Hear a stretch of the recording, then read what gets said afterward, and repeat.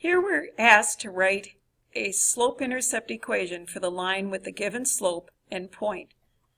If you notice, the point is not the y-intercept, which would be of the form 0b. So given this information, we need to use the point-slope equation. In the point-slope equation, we replace the subscripted variables and the slope with the given information.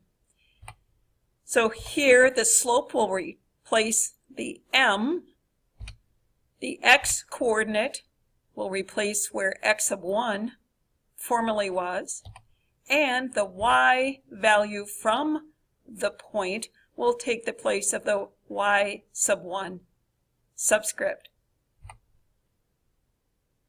We now take this equation, which is in point-slope equation, and transform it into the slope-intercept form.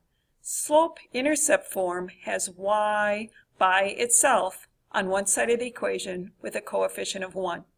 So to do that, we're going to eliminate the parentheses by using the distributive property, 2 times x and 2 times negative 3 with the resulting quantity.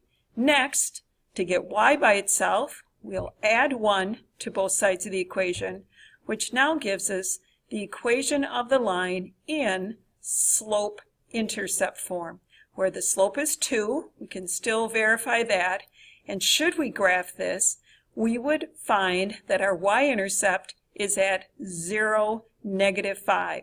The graph of this equation crosses the y-axis at negative 5, with the coordinates of the point being 0, negative 5.